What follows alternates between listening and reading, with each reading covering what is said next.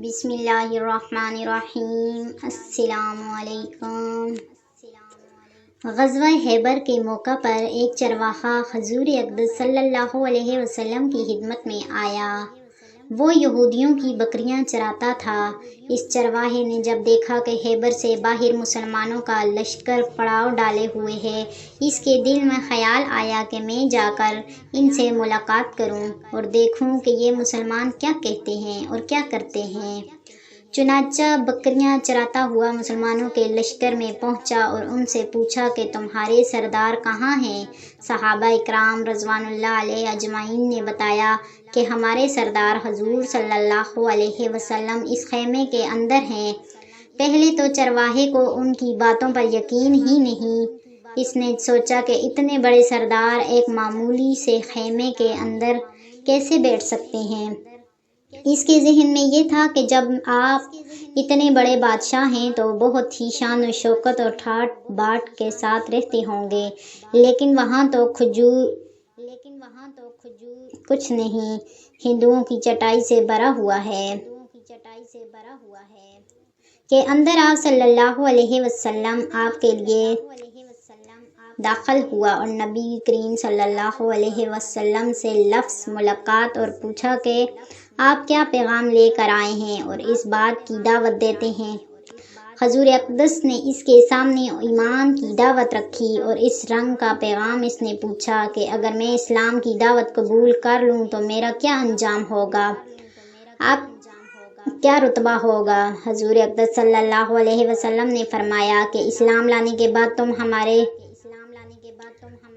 گلے سے لگائے جاؤ گے۔ اس چرواہے نے کہا کہ آپ مجھ سے مذاق کر رہے ہیں، میں کہاں اور آپ کہاں، میں ایک معمولی سا چرواہا ہوں اور میں ایک سیاہ نام انسان، میرے بدن سے بدبو آ رہی ہے، ایسی حالت میں آپ مجھے کیسے گلے لگائیں گے۔ حضور اقدس صلی اللہ علیہ وسلم نے فرمایا کہ ہم تمہیں ضرور گلے لگائیں گے اور تمہارے جسم کی سیاہی کو خدا تعالیٰ تابانی سے بدل دیں گے اور حق تعالیٰ تمہارے جسم سے اٹھنے والی بدبو کو خوشبو سے تبدیل کر دیں گے۔ یہ باتیں سن کر وہ فوراً مسلمان ہو گیا اور کلمہ شہادت پڑھ لیا۔ پھر حضور اقدس صلی اللہ علیہ وسلم سے پوچھا کہ حضور اب میں کیا کروں۔ آپ صلی اللہ علیہ وسلم نے فرمایا کہ تم ایسے وقت پر ایمان لائے ہو کہ نہ تو اس وقت کسی نماز کا وقت ہے کہ نہ تم سے نماز پڑھاؤں اور نہ ہی روزے کا زمانہ کہ تم سے روزہ رکھواؤں۔ زکوٰۃ تم پر فرض نہیں، اس وقت تو صرف ایک ہی عبادت ہو رہی ہے جو تلوار کی چھاؤں میں انجام دی جاتی ہے، وہ ہے راہ خدا میں جہاد۔ اس چرواہے نے کہا حضور میں اس جہاد میں شامل ہو جاتا ہوں، لیکن جو شخص جہاد میں شامل ہوتا ہے اس کے لیے دو ہی صورتیں ہوتی ہیں، یا غازی یا شہید۔ تو اگر میں اس جہاد میں شہید ہو جاؤں تو آپ صلی اللہ علیہ وسلم میری کوئی ضمانت لیجئے۔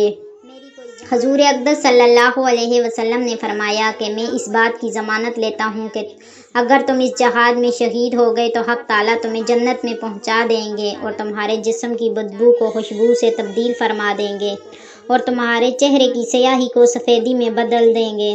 چونکہ وہ چرواہا یہودیوں کی بکریاں چراتا ہوا وہاں پہنچا تھا، اس لیے حضور اقدس صلی اللہ علیہ وسلم نے فرمایا تم یہودیوں کی بکریاں لے کر آئے ہو، ان کو جا کر واپس کرو، اس لیے کہ یہ بکریاں تمہارے پاس امانت ہیں۔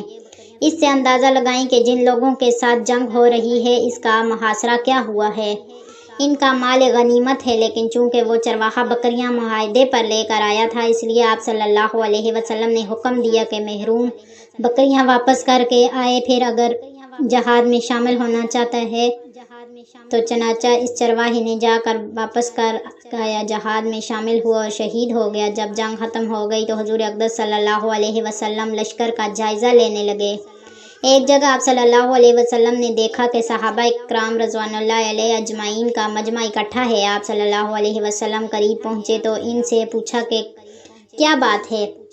صحابہ اکرام نے فرمایا جو لوگ جن شہید ہو گئے ہیں ان میں سے ایک آدمی ایسا بھی ہے کہ جس کو ہم سے کوئی نہیں پہچانتا۔ آپ صلی اللہ علیہ وسلم نے فرمایا کہ مجھے دکھاؤ۔ جب آپ صلی اللہ علیہ وسلم نے دیکھا تو فرمایا کہ تم اس شخص کو نہیں پہچانتے مگر میں اس شخص کو پہچانتا ہوں، یہ چرواہے ہے اور یہ وہ عجیب و غریب بندہ ہے جس نے خدا کی راہ میں ایک بھی سجدہ نہیں کیا، اور میں اس بات کی گواہی دیتا ہوں کہ حق تعالیٰ نے سیدھا اس کو جنت الفردوس میں پہنچا دیا ہے، اور میری آنکھیں دیکھ رہی ہیں کہ ملائکہ اس کو غسل دے رہے ہیں، اور اس کی سیاہی سفیدی میں تبدیل ہو گئی ہے، اور اس کی بدبو خوشبو سے تبدیل ہو گئی ہے۔ اندازہ کیجئے، دیکھیے، اگر کچھ عرصہ پہلے اس چرواہے کی موت آ جاتی تو سیدھا جہنم میں چلا جاتا۔ اب اس حالت میں موت آئی ہے کہ ایمان لا چکا ہے اور سرکار دو عالم صلی اللہ علیہ وسلم کا غلام بن چکا ہے، تو اب ہم تارا نے اتنا بڑا انقلاب پیدا فرما دیا ہے۔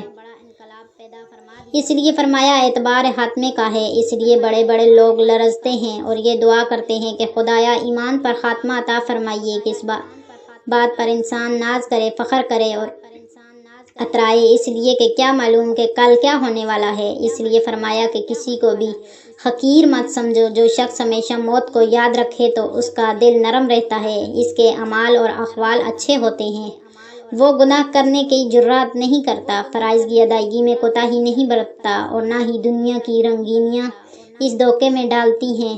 وہ ہمیشہ اپنے پروردگار سے ملنے کا شوق رکھتا ہے اور جنت میں جانے کا سوچتا رہتا ہے۔ لیکن جو شخص موت کو بھول جائے، دنیا میں مگن ہو جائے، بدعملی میں مبتلا ہو، خواہشات کا انبار ظاہر میں ہو، تو ایسے شخص کے لیے موت سب سے بڑی نصیحت ہے۔ ابو ہریرہ رضی اللہ تعالی عنہ کہتے ہیں کہ رسول اللہ صلی اللہ علیہ وسلم نے فرمایا، لذتوں کو پاش پاش کر دینے والی موت کو کثرت سے یاد کیا کرو۔ اس حدیث کا مطلب یہ ہے کہ موت لذتوں کو ختم اور زائل کر دینے والی ہے۔ جب رات کی 1/3 گزر گئی تو نبی کریم صلی اللہ علیہ وسلم کھڑے ہو گئے اور فرمانے لگے، لوگو اللہ کو یاد کرو، جب پہلا سور پھونکا جائے گا تو ساتھ ہی دوسرا بھی پھونکا دیا جائے گا۔ موت کے ساتھ ہی تمام سختیاں شروع ہو جاتی ہیں۔ اللہ رب العالمین کی وحدانیت کا اقرار، صرف ایک اللہ کی عبادت اور شرک سے بیزاری موت کی تیاری کے لیے ازبت ضروری ہے۔ انس رضی اللہ تعالیٰ عنہ کہتے ہیں کہ میں نے رسول اللہ صلی اللہ علیہ وسلم کو فرماتے ہوئے سنا ہے کہ اللہ تعالیٰ فرماتا ہے، ابن آدم، اگر تو مجھے زمین بھر گناہوں کے ساتھ ملے لیکن تم نے میرے ساتھ کسی کو شریک نہ کیا ہو تو میں تمہیں اتنی ہی مقدار میں مغفرت دے دوں گا۔ موت کی تیاریوں کے لیے مخلوق کے حقوق ادا کریں، انہیں پامال مت کریں یا ان کی ادائیگی میں ٹال مٹول سے کام مت لیں، کیونکہ شرک کے علاوہ کوئی بھی حقوق اللہ سے متعلق گناہ ہو تو اسے اللہ تعالیٰ معاف فرما دے گا، لیکن مخلوق کے حقوق اللہ تعالیٰ معاف نہیں فرمائے گا، بلکہ ظالم سے مظلوم کا حق لے کر دے گا۔ موت کی تیاری کے لیے وصیت لکھ کر رکھیں اور اس میں کسی قسم کی غلطی مت کریں۔ موت کی تیاری کچھ اس انداز سے ہو کہ کسی بھی وقت موت کے لیے انسان تیار رہے۔ حقیقی سعادت مندی اور سب سے بڑی کامیابی یہ ہے کہ انسان کا خاتمہ بالخیر ہو۔ حدیث میں ہے کہ اعمال کا دار و مدار ان کے خاتمے پر ہوتا ہے۔ رسول اللہ صلی اللہ علیہ وسلم نے فرمایا، جس شخص کی آخری بات لا الہ الا اللہ تو وہ جنت میں داخل ہوگا۔ دعا ہے کہ اللہ تعالیٰ ہمیں موت کی تیاری کرنے اور ہر وقت خاتمے کی فکر کرنے کی توفیق عطا فرمائے، آمین۔